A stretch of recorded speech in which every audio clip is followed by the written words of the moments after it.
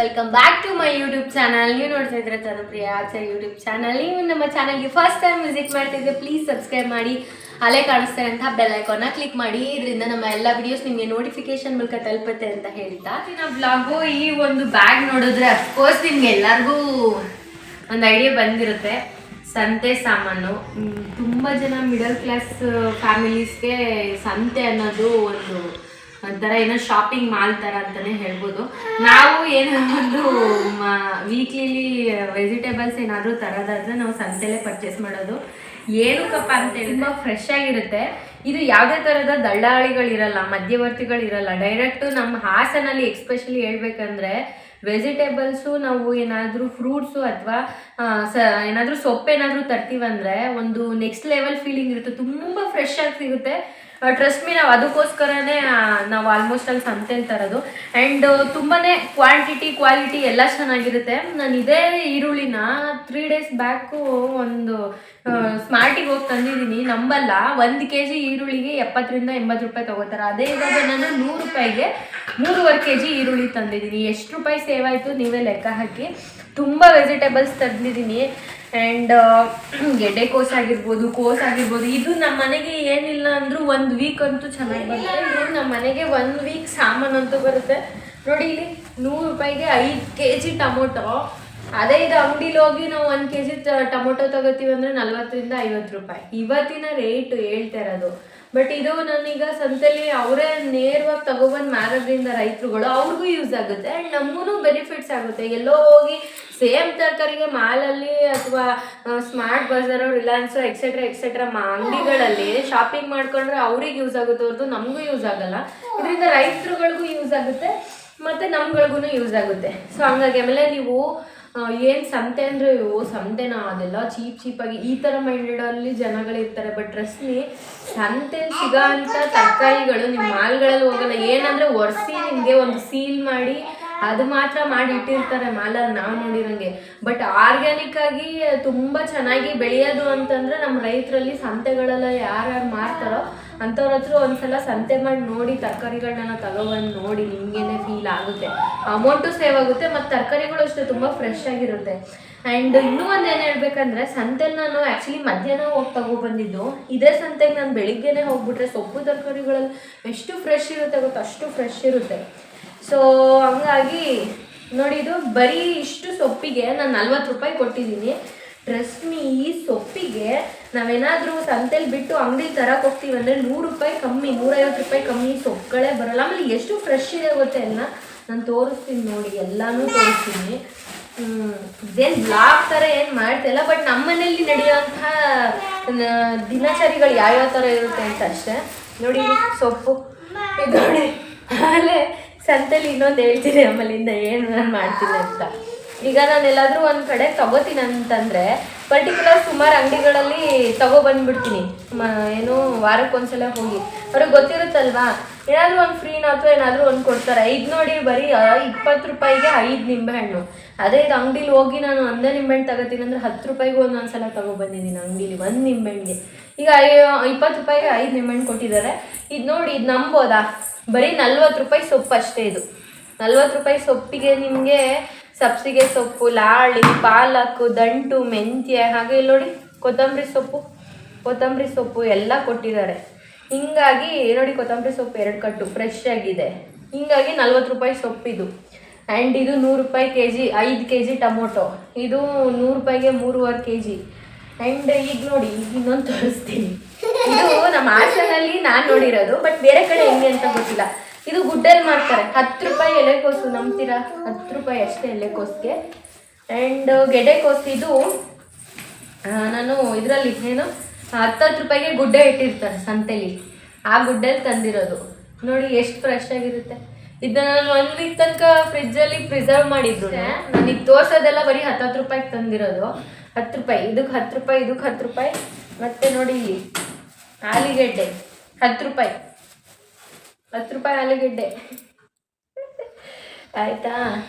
ಅಂದರೆ ಎಷ್ಟೆಷ್ಟು ದುಡ್ಡು ಸೇವ್ ಮಾಡ್ತೀವಿ ಅಂತ. ಇದು ಅರ್ಧಕ್ಕರ್ಧ ನಾನು ಒಂದು 1/4 kg ತಗೊಂಡಿದ್ದು. 1/4 kg 10 ರೂಪಾಯಿ, ಇಷ್ಟು 10 ರೂಪಾಯಿ. ಸರಿನಾ. ಅದಾದ್ಮೇಲೆ ನನ್ಗೆ ಯಾಕೋ ಸ್ಯಾಟಿಸ್ಫ್ಯಾಕ್ಷನ್ ಆಗಿಲ್ಲ. 10 ರೂಪಾಯಿ ತೊಗೊಂಡು ವಾರದಲ್ಲಿ ಏನು ಮಾಡೋಣ ಅಂತ ಹೇಳ್ಬಿಟ್ಟು 20 ರೂಪಾಯಿಗೆ ಬೀನಿಸ್ ತೊಗೊಬಂದಿದ್ದೀನಿ. ಸುಮ್ಮನೆ ನಾನು ಇಲ್ಲಿ ಇಡ್ತೀನಿ ನೋಡಿ ಎಷ್ಟು ಕ್ವಾಂಟಿಟಿ ಕೊಡ್ರಿ, ಎಷ್ಟು ಕ್ವಾಂಟಿಟಿ ಇದೆ ಅಂತ. 20 ರೂಪಾಯಿ ಬೀನಿಸ್ಸು, ಓಕೆನಾ. ಇನ್ನು ಬರ್ತಾನೆ ಇದೆ. ಇದು 10 ರೂಪಾಯಿ ಕ್ಯಾರೆಟ್, 10 ರೂಪಾಯಿ ನೋಡಿ. 20 ರೂಪಾಯಿ ಕ್ಯಾರೆಟಿಗೆ ಎಷ್ಟು ಬಂದಿದೆ ಅಂತ. ಆಮೇಲೆ ಎಷ್ಟು ಚೆನ್ನಾಗಿದೆ ನೋಡಿ, 10 ರೂಪಾಯಿ ಗುಡ್ಡ ಲೆಕ್ಕದಲ್ಲಿ ತಂದ್ರೂ ತರಕಾರಿಗಳು ಸಿಕ್ಕಾಬಟ್ಟೆ ಚೆನ್ನಾಗಿದೆ, ಫ್ರೆಶ್ ಆಗಿದೆ ತರಕಾರಿ. ಹಿಂಗಿದ್ದಾಗ ಅಡುಗೆ ಮಾಡೋಕ್ಕೂ ಚೆನ್ನಾಗಿರುತ್ತೆ ಮತ್ತು ನಾವು ತರೋಕ್ಕೂ ಚೆನ್ನಾಗಿರುತ್ತೆ, ಆಯಿತಾ. ಆ್ಯಂಡ್ ಇಷ್ಟು ತಂದಿದ್ದೀನಿ. ಇದು 20 ರೂಪಾಯಿ ಆಗಿತ್ತು. ಇನ್ನು ಮಿಕ್ಕಿದ್ದು ಯಾವುದೂ ನಾನು ತರಕಾರಿ ತರಲಿಲ್ಲ ಜಾಸ್ತಿ. ಯಾಕಪ್ಪ ಅಂತ ಹೇಳಿದ್ರೆ ನಮ್ಮ ಮನೇಲಿ ಹೇಳಿದ್ನಲ್ಲ, ವೆಜ್ಗಿಂತ ಜಾಸ್ತಿ ನಾನ್ ವೆಜ್ ಮಾಡ್ತೀವಿ. ಹಂಗಾಗಿ ಇದು ಓನಮ್ಮ ಹ್ಞೂ ಚಿನ್ನಮ್ಮ. ಇಷ್ಟು ಒಂದೊಂದು ದಿವಸ ಒಂದೊಂದು ಸಾಂಬಾರು, ಒಂದೊಂದು ದಿವಸ ಒಂದೊಂದು ಬ್ರೇಕ್ಫಾಸ್ಟಿಗೂ ಹೇಳಿದ್ರೆ 7 ಡೇಸಿಗೆ ಕಂಪ್ಲೀಟ್ ಆಗಿಬಿಡುತ್ತೆ. ಇದೊಂದು ದಿವಸ ಬ್ರೇಕ್ಫಾಸ್ಟಿಗೆ ಮಾಡಿದ್ರೆ ಈ ಸೊಪ್ಪೆಲ್ಲ ಹಾಕಿ ಒಂದು ದಿವಸ ಸಾಂಬಾರು ಮಾಡ್ತೀವ. ಆ್ಯಂಡ್ ಈ ಇದು ಗೆಡ್ಡೆಕೋಸು ಮತ್ತು ಇನ್ನೇನು ತರಕಾರಿ ಇರುತ್ತೆ ಅದನ್ನ ಹಾಕಿ ಒಂದು ದಿವಸ ಸಾರು. ಈ ಆಲೂಗೆಡ್ಡೆ, ಕ್ಯಾರೆಟು, ಬೀನಿಸ್ ಹಾಕಿ ಒಂದು ದಿವಸ ಸಾರು. ಎಕ್ಸ್ಪೆಷಲಿ ಇದರಲ್ಲಿ ನಾವೇನಾದರೂ ಫ್ರೈಡ್ ರೈಸ್ ಮಾಡಬೇಕಂದ್ರೆ ಅಥವಾ ಮನೇಲಿ ಏನಾದರೂ ಗೋಬಿ ಪರ್ಟಿಕ್ಯುಲರ್ ನಮ್ಮ ಮನೇಲಿ ಆಲ್ಮೋಸ್ಟ್ ಅಲ್ಲಿ ಗೋಬಿ ಅದಕ್ಕೆ ಅಂತಲೇ ತರೋದು. ಫ್ರೈಡ್ ರೈಸಿಗೂ ಚೆನ್ನಾಗಿರುತ್ತೆ ಅಥವಾ ಎಗ್ ರೈಸು ಏನೇ ಒಂದು ಮಾಡಿದ್ರೂ ಎಲೆಕೋಸು ಹಾಕಿದ್ರೆ ಚೆನ್ನಾಗಿರುತ್ತೆ. ಆ್ಯಂಡ್ ಟ್ರಸ್ಟ್ ಮೀ, ಇನ್ನೇನು ನಾನ್ ವೆಜ್ ಅಂದರೆ ಅಫ್ಕೋರ್ಸ್ ಈರುಳ್ಳಿ, ಬೆಳ್ಳುಳ್ಳಿ ಅಂತೂ ಬೇಕು. ಬೆಳ್ಳುಳ್ಳಿ ತುಂಬ ರೇಟ್ ಜಾಸ್ತಿ ಆಗಿಬಿಟ್ಟಿದೆ, ಸಂತೆಲ್ಲೇ ರೇಟ್ ಜಾಸ್ತಿ, ಅದಕ್ಕೆ ಬೆಳ್ಳುಳ್ಳಿ ತರಲಿಲ್ಲ. ಆಲ್ರೆಡಿ ಒಂದು ಸ್ವಲ್ಪ ಬೆಳ್ಳುಳ್ಳಿ ಇತ್ತು ಅಂತ ತರಲಿಲ್ಲ. ಆ್ಯಂಡ್ ಟೊಮೊಟೊ ಎಲ್ಲದಕ್ಕೂ ಬೇಕು. ನಾವು ಒಂದು ಚಿತ್ರಾನ್ನ ಮಾಡ್ತೀವಿ, ಒಂದು ಉಪ್ಪಿಟ್ಟು ಮಾಡ್ತೀವಿ, ಒಂದು ನಾನ್ ವೆಜ್ ಮಾಡ್ತೀವಿ ಅಂದರೂ ಬೇಕೇ ಬೇಕು. ಹಾಗಾಗಿ ಇವೆರಡು ಸ್ವಲ್ಪ ಜಾಸ್ತಿ ತಂದಿರ್ತೀನಿ, ಇನ್ನು ಮಿಕ್ಕಿದೆಲ್ಲ ಸ್ವಲ್ಪ ಕಡಿಮೆ. ಅದಾದಮೇಲೆ ಇನ್ನೊಂದು ಕಾಮಿಡಿ ಏನು ಗೊತ್ತಾ, ಇವಾಗ ಇದಿಷ್ಟು ಸೇರಿಸಿದ್ರೆ ಇದಿಷ್ಟು 1 ಬ್ಯಾಗ್ ಸಾಮಾನು ಜಸ್ಟ್ ನಿಮಗೆ ಒಂದು 300-350 ರುಪೀಸ್ ಆಗಿದೆ, ಆಯಿತಾ. ಈಗ ಟ್ರಸ್ಟ್ ಮೀ ಇದು 374 ರುಪೀಸ್ ಆಗಿದೆ. ಇದರಲ್ಲಿ ಎಷ್ಟು ಸಾಮಾನಿದೆ ನೋಡಿ. ನಾನು ಜಿಯೋ ಮಾರ್ಟಿಂದ ತರಿಸಿರೋದು. ಇದು ಅಮ್ಮಗೆ ಶುಗರ್ ಫ್ರೀ ಬಿಸ್ಕೆಟ್ ತರಿಸಿದ್ದೀವಿ. ಅರೌಂಡ್ ಇದು ಒಂದು ನಮಗೆ 89 ರುಪೀಸು ಒಂದಕ್ಕೆ. 2 ಆಯಿತಾ. ಲೆಕ್ಕ ಹಾಕಿ ನೀವೇ ಕೌಂಟ್ ಮಾಡಿ ಎಷ್ಟು ಆಗುತ್ತೆ ಅಂತ. ಅದಾದಮೇಲೆ ರೇಷನ್ನು, ಇದು ಸಾಬುದಾನ ಹೇಳ್ತೀವಲ್ಲ, ಖೀರಿಗೆ ಹಾಕ್ತೀವಲ್ಲ, ಏನಂತ ಹೇಳ್ತೀವಿ ಇದು ಸಬ್ಬಕ್ಕಿ ಅಂತೀವಿ ಕನ್ನಡದಲ್ಲಿ. ಸಬ್ಬಕ್ಕಿ ಆ್ಯಂಡ್ ಮೈದಾ ಹಿಟ್ಟು ಎಕ್ಸ್ಪೆಷಲಿ ಮೈದಾ ಹಿಟ್ಟು ಜಾಸ್ತಿ ಏನಕ್ಕೆ ಯೂಸ್ ಮಾಡ್ತೀವಿ ಅಂದರೆ ಚಪಾತಿ ಮಾಡ್ತೀವಲ್ಲ, ಚಪಾತಿಲಿ ಗೋಧಿ ಹಿಟ್ಟಲ್ಲೇ ಹಾಕಿ ಅರಿಯಲ್ಲ, ಚಪಾತಿ ನೀಟಾಗಿ ಬರೋಲ್ಲ. ಸೊ ಮೈದಾ ಹಿಟ್ಟನ್ನ ತರಿಸ್ತೀವಿ. ಆ್ಯಂಡ್ ಕಡಲೆಬೇಳೆ ಎಲ್ಲ. ಸೊ ಇದು ಅದು ಅಲ್ಲದೆ ನಾವು ಆಫರಲ್ಲಿ ತರಿಸಿರೋದು. ಆ್ಯಂಡ್ ಚಿರೋಟಿ ರವೆ ರೊಟ್ಟಿ.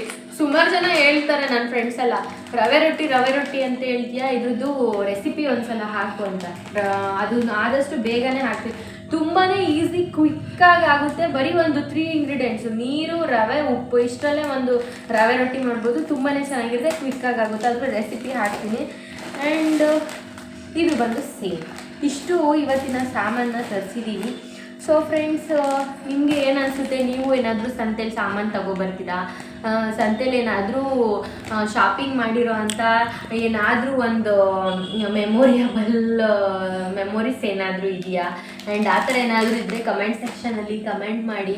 ಹಾಗೆ ನಿಮ್ಮ ಎಕ್ಸ್ಪೀರಿಯನ್ಸ್ ಹೇಗಿತ್ತು ಅಂತ ಅನಿಸಿ. ನನಗಂತೂ ಟ್ರಸ್ಟ್ ಮೀ, ನಾನು ಎಲ್ರಿಗೂ ಹೇಳ್ತೀನಿ, ಸುಮಾರು ಜನಕ್ಕೆ ಹೇಳ್ತೀನಿ, ಆದಷ್ಟು ನಾವು ಏನು ಹೊರಗಡೆ ಹೋಗಿ ಶಾಪಿಂಗ್ ಸೆಂಟರ್ ಇದೆಲ್ಲ ಕಾಮನ್ ಆಗಿರುತ್ತೆ. ಬಟ್ ಇನ್ನೊಂದೇನಪ್ಪ ಅಂತ ಹೇಳಿದ್ರೆ, ಈ ಥರ ಹೋಗಿ ಒಂದು ಶಾಪಿಂಗ್ ಮಾಡ್ಕೊಬರ್ತೀವಲ್ಲ, ಇದು ಒಂಥರ ಬೇರೆ ಥರ ಮೆಮೊರೀಸ್ನೇ ಕೊಡೋಕೆ ಸ್ಟಾರ್ಟ್ ಆಗುತ್ತೆ. ಯಾಕಂತ ಹೇಳಿದ್ರೆ ಆ ಸಂತೆಯಲ್ಲಿ ನೋಡ್ತಾ ಇರ್ತೀವಲ್ಲ, ಎಂತೆಂಥವರೆಲ್ಲ ಬಂದು ಮಾಡ್ತಾ ಇರ್ತಾರೆ ಅಂದರೆ, ಇದೆಲ್ಲ ಆಲ್ಮೋಸ್ಟ್ ಅಲ್ಲೂ ನಮ್ಮ ಏಜವ್ರು ಯಾರು ಮಾಡ್ತಾ ಇಲ್ಲ, ಎಲ್ಲ ಏಜ್ಡ್ ಪರ್ಸನ್ನು, ಅಜ್ಜಿರು, ತಾತ, ಇವ್ರುಗಳಿರ್ತಾರಲ್ಲ, ಇಂಥವ್ರ ಹತ್ರ ಹೋಗಿ ತಗೊಬಂದಿದ್ದು ಒಂದು ಖುಷಿ. ಏನಪ್ಪ ವಿಚಾರ ಅಂದರೆ, ನಾನು ಈ ಸಂತೆಯಲ್ಲಿ ಆಲ್ಮೋಸ್ಟ್ ಅಲ್ಲಿ ಯಾರ ಹತ್ರನೂ ನಾನು ಚೌಕಾಸಿ ಮಾಡೋಕ್ಕೆ ಹೋಗಲ್ಲ. ಅವ್ರು ಎಷ್ಟು ರೇಟ್ ಹೇಳ್ತಾರೋ ಅಷ್ಟೇ ರೇಟ್. ಯಾಕಂದರೆ ನಾನು ಅಂಗಡಿಲಿ ತಂದಿರೋ ರೇಟ್ ಗೊತ್ತಿರುತ್ತಲ್ಲ. ಯೂಶ್ವಲಿ ನಮ್ಮ ಮನೇಲಿ ಏನೇ ಒಂದು ತರಕಾರಿ ಆಗಿರಲಿ ಅಥವಾ ಏನೇ ಒಂದು ಸಾಮಾನು ತರಬೇಕಂದ್ರೆ ನಾನೇ ಹೋಗೋದು. ಸೊ ಹಂಗಾಗಿ ಅಂಗಡಿಲಿ ರೇಟ್ ಏನಿರುತ್ತೆ ಮತ್ತು ಈ ರೇಟ್ ಏನಿರುತ್ತೆ ಅಂತ ಗೊತ್ತಿರುತ್ತಲ್ಲ. ಹಂಗಾಗಿ ಅಂಗಡಿಯವ್ರಿಗೆ ಕೊಡೋಕ್ಕಿಂತ ಇದರಲ್ಲೇ ಒಂದು 5 ರೂಪಾಯಿ 10 ರೂಪಾಯಿ ಕೊಟ್ಟರೆ ಅವರು ಚೆನ್ನಾಗಿರ್ತಾರೆ, ನಮಗೂ ಫ್ರೆಶ್ ತರಕಾರಿಗಳು ಸಿಗುತ್ತಲ್ಲ ಅನ್ನೋದೊಂದು ಖುಷಿ. ಸೊ ಹಂಗಾಗಿ ನಾವು ಆಲ್ಮೋಸ್ಟ್ ಅಲ್ಲಿ ಸಂತೆಲೇ ತರೋದು. ತುಂಬ ಜನ ನಾನು ನೋಡಿರೋ ಪ್ರಕಾರ, ನನ್ನ ಫ್ರೆಂಡ್ ಸರ್ಕಲಲ್ಲಿ ಆಗಿರ್ಬೋದು ಅಥವಾ ತುಂಬ ಜನ ನಾನು ಎಲ್ಲರೂ ಆಲ್ಮೋಸ್ಟ್ ಅಲ್ಲಿ ಸಂತೆಗೆ ಹೋಗ್ತಾರೆ. ಬಟ್ ನೀವು ಅಷ್ಟೇ ಚಿಕ್ಕ ಚಿಕ್ಕ ವ್ಯಾಪಾರಿಗಳು ಇರ್ತಾರಲ್ಲ ಅವರಿಗೂ ಹೋಗಿ ಟೈಮ್ ಸ್ಪೆಂಡ್ ಮಾಡಿ ಅಲ್ಲಿ ಶಾಪಿಂಗ್ ಮಾಡಿ, ಯಾಕಂದರೆ ಅವ್ರಿಗೂ ಒಂದು ಏನಾದರೂ ಒಂದು ಬೆನಿಫಿಟ್ ಆಗುತ್ತೆ ಅದರಿಂದ. ಆ್ಯಂಡ್ ಇನ್ನೊಂದೇನಪ್ಪ ಅಂದರೆ ಅವ್ರದ್ದು ಒಂದು ಜೀವನ ಇರುತ್ತೆ, ಅವ್ರಿಗೂ ಹೆಂಡತಿ ಮಕ್ಕಳು ಅಪ್ಪ ಅಮ್ಮ ಜವಾಬ್ದಾರಿ ಸಂಸಾರ ಪ್ರತಿಯೊಂದು ಇರುತ್ತಲ್ವ. ಸೊ ಹಂಗಾಗಿ ರೈತರುಗಳಿಗೆ ಆಗಲಿ ಅಥವಾ ಮಾರ್ಕೆಟಲ್ಲಿ ಜೀವನ ಮಾಡೋ ಅಂಥವ್ರಾಗಿರಲಿ ನಾವು ನೋಡ್ತೀವಲ್ಲ ಹತ್ರದಿಂದ ಹೇಳೋಷ್ಟು ಸುಲಭ, ಅವ್ರು ಬೆಳಗಿಂದ ಸಂಜೆ ತನಕ ಕುತ್ಕೊಂಡು ವ್ಯಾಪಾರ ಮಾಡ್ತಾರಂತ. ಬಟ್ ರಶ್ಮಿ 10 ರೂಪಾಯಿ 20 ರೂಪಾಯಿಗೂ ನಾವು ಎಲ್ಲೆಲ್ಲೋ ಖರ್ಚು ಮಾಡ್ತೀವಿ, ಎಲ್ಲೆಲ್ಲೋ ವೇಸ್ಟ್ ಮಾಡ್ತೀವಿ ಮನಿನ. ಅವ್ರು ಬೆಳಗ್ಗೆಯಿಂದ ಸಂಜೆ ತನಕ ಅದೇ 10 ರೂಪಾಯಿ ಅದೇ 20 ರೂಪಾಯಿ ಲಾಭಕ್ಕೆ ಎಷ್ಟು ಕಷ್ಟಪಡ್ತಾರೆ ಗೊತ್ತಾ. ಹಂಗಾಗಿ ಈ ಒಂದು ವಿಚಾರಕ್ಕೆ ಹೋಗಿ ಮಾರ್ಕೆಟಲ್ಲಿ ಪರ್ಚೇಸ್ ಮಾಡಿ ಸಂತೆ ಮಾಡಿ ಅಂತ ಹೇಳ್ತೀನಿ. ಅದೇ ಹಂಗೆ ಹೇಳೋದು ವಿಚಾರ ಬಂದರೆ ಅದೇ ಹೇಳಿದ್ನಲ್ಲ, ನಮಗೆ ಯಾವ ಥರ ಫ್ಯಾಮಿಲಿ ಇರುತ್ತೋ ಅವ್ರಿಗೂ ಅದೇ ಥರ ಫ್ಯಾಮಿಲಿ ಇರುತ್ತೆ. ಆ್ಯಂಡ್ ಬೆಳಗ್ಗೆಯಿಂದ ಸಂಜೆ ತನಕ ಈ ಸಂತೆಯಲ್ಲಿ ನೋಡಿದ್ದೀವಲ್ಲ ತುಂಬ ಹಾರ್ಡ್ ವರ್ಕ್ ಮಾಡ್ತಾರೆ ಎಲ್ಲರೂ ಅಷ್ಟೇ. ಹಾಸನಲ್ಲಿ ಅಂತಲ್ಲ, ಪ್ರತಿಯೊಂದು ಜಿಲ್ಲೆ ಪ್ರತಿಯೊಂದು ಊರು ಪ್ರತಿಯೊಂದು ಗ್ರಾಮದಲ್ಲೂ ಕೂಡ ಎಲ್ಲ ಸಪೋರ್ಟ್ ಮಾಡ್ತಾರೆ. ಎಕ್ಸ್ಪೆಷಲಿ ನಾವು ಯಾರಿಗೆ ಸಪೋರ್ಟ್ ಮಾಡಬೇಕಂದ್ರೆ ಇಂಥ ಜನಗಳಿಗೆ, ರೈತರಿಗೆ, ಮಾರ್ಕೆಟಲ್ಲಿ ಕೆಲಸ ಮಾಡೋ ಅಂಥವ್ರಿಗೆ ನಮ್ಮ ಕೈಯಲ್ಲಿ ಎಷ್ಟಾಗುತ್ತೆ ಅಷ್ಟು ಸಹಾಯ ಮಾಡೋಣ ಬಿಡಿ. ಯಾವುದೋ ಒಂದು ಮಾಲಲ್ಲಿ ಕಟ್ಕೊಂಡು ಅವರೇನೋ ಶೋಕಿಲ್ ಜೀವನ ಮಾಡಿಕೊಂಡು ಅವರು ತುಂಬ ರಾಯಲ್ ಆಗಿ ಲೈಫ್ ಲೀಡ್ ಮಾಡ್ತಾ ಇರ್ತಾರಲ್ಲ, ಅವ್ರಿಗಿಂತ ಇಂಥವ್ರಿಗೆ ನಾವೇನಾದರೂ ನಮ್ಮ ಕೈಯಲ್ಲಾಗಿದ್ದಲ್ಪ ಅಥವಾ ನಮ್ಮ ಜೀವನಕ್ಕೆ ಏನು ಬೇಕು, ದಿನಚರಿಗೆ ಏನೇನು ಬೇಕು ಅದನ್ನು ಇವ್ರ ಹತ್ರ ಪರ್ಚೇಸ್ ಮಾಡೋದ್ರಿಂದ ನಮಗೂ ಒಂಥರ ಖುಷಿ ಸಿಗುತ್ತೆ. ನಮ್ಮಿಂದ ಒಂಚೂರು ಏನೋ ಹೆಲ್ಪ್ ಆಗ್ತಿದೆ ಅವ್ರಿಗೆ ಅನ್ನೋದೊಂದು ಖುಷಿ ಇರುತ್ತೆ. ಮತ್ತು ಅವ್ರಿಗೂ ಫ್ಯಾಮಿಲಿ ನಡೆಸೋಕ್ಕೆ ಒಂದು ಸ್ವಲ್ಪ ಹೆಲ್ಪ್ ಆಗುತ್ತೆ. ಆ್ಯಂಡ್ ಈ ಥರ ಎಲ್ಲ ಮಾಡ್ಕೊಂಡು ಹೋಗ್ತಿದ್ರೆ ಮೇಲೆ ಹೇಳ್ತೀನಿ, ನಾನು ಪ್ರತಿ ಒಂದು ಬ್ಲಾಗಲ್ಲೂ ಹೇಳ್ತೀನಿ, ದೇವ್ರು ಇದ್ದಾನೆ, ದೇವ್ರು ಇದ್ದೇ ಇರ್ತಾನೆ, ಯಾವಾಗ ನಮ್ಮನ್ನು ನೋಡ್ತಿರ್ತಾನೆ, ಕಾಪಾಡ್ತಿರ್ತಾನೆ ಅಂತ. ಸೊ ದೇವ್ರದ್ದು ಒಂಥರ ಬ್ಲೆಸ್ಸಿಂಗ್ಸ್ ನಮಗೆ ಸಿಕ್ತಂಗೆ ಅಂತ ನನಗನ್ಸುತ್ತೆ. ನಿಮಗೇನು ಅನಿಸುತ್ತೆ ಅದನ್ನು ಕೂಡ ಕಮೆಂಟ್ ಸೆಕ್ಷನಲ್ಲಿ ಹಾಕಿ. ಆ್ಯಂಡ್ ಈ ಬ್ಲಾಗು ಯಾರಿಗೆಲ್ಲ ಇಷ್ಟ ಆಗುತ್ತೆ ಪ್ಲೀಸ್ ಲೈಕ್ ಮಾಡಿ, ಶೇರ್ ಮಾಡಿ, ಕಮೆಂಟ್ ಮಾಡಿ. ಆದಷ್ಟು ನಮ್ಮ ಚಾನಲ್ಗೆ ಎಲ್ಲರೂ ಸಪೋರ್ಟ್ ಮಾಡಿ. ಯಾಕಂತ ಹೇಳಿದ್ರೆ ನಿಮ್ಮ ಸಪೋರ್ಟ್ ಇಲ್ಲ ಅಂದರೆ ನಾವೇನೂ ಮಾಡೋಕ್ಕಾಗಲ್ಲ.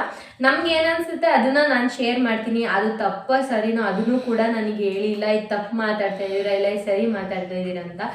ನಿಮ್ಮ ಒಂದು ಕಮೆಂಟ್ಗಳು, ನಿಮ್ಮ ಒಂದು ಲೈಕು ಕೂಡ ನನಗೆ ತುಂಬಾ ಇನ್ಸ್ಪಿರೇಷನ್ ಅಂತಲೇ ಹೇಳ್ಬೋದು. ಫ್ರೆಂಡ್ಸ್, ಈ ವಿಡಿಯೋ ಇಷ್ಟ ಆದರೆ ಲೈಕ್ ಮಾಡಿ, ಶೇರ್ ಮಾಡಿ, ಕಮೆಂಟ್ ಮಾಡಿ. ನಾನು ನನ್ನ ಮುಂದಿನ ವಿಡಿಯೋ ಜೊತೆ ಸಿಗ್ತೀನಿ. ಅಲ್ಲಿ ತನಕ take care, love you, bye.